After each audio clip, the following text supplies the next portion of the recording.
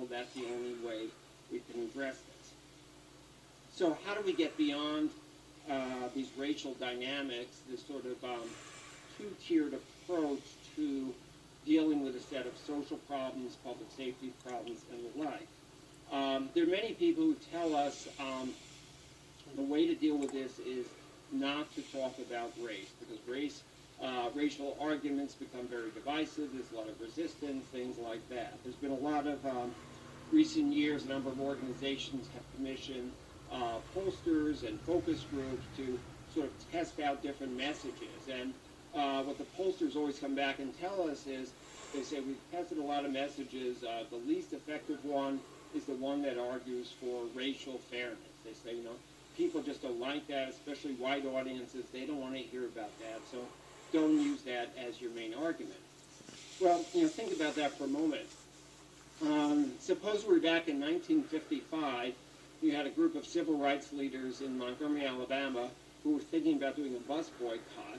And rather than just going out and doing a bus boycott, they contracted with some pollsters to do some focus groups about what would happen if they did a bus boycott. And the pollsters come back and say, well, this is not a good idea. These white people in Alabama are not going to go for this. They do not think it's a very good idea at all.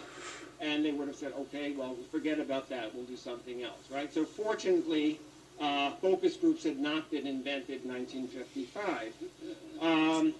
So the challenge for us, yes, a lot of white people, a lot of non-white people, are going to resist, any challenges to mass incarceration, what they view their personal investment in that.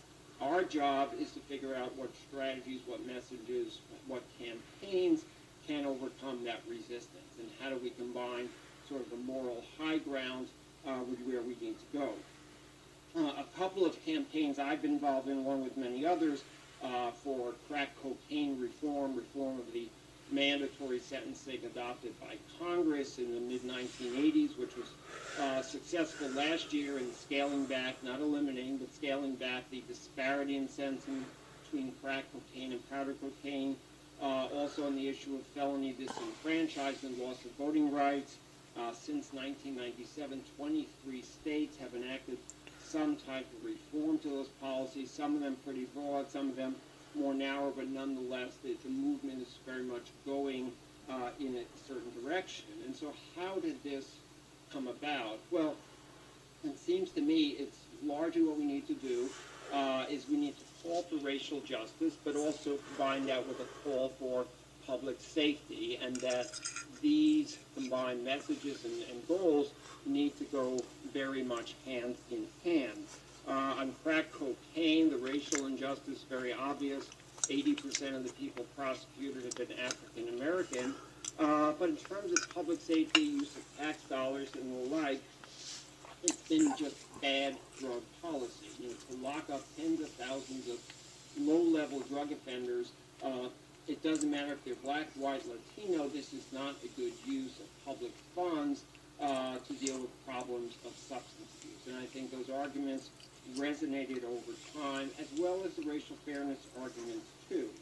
On disenfranchisement, similarly, it's talking about racial justice, but doing in the context of also the themes of democracy and public safety. The racial injustice is very clear. These laws, in some cases, go back 200 years, but at various points in history, they were tailored and tweaked, particularly in some southern states, with a specific intent of having a racial effect.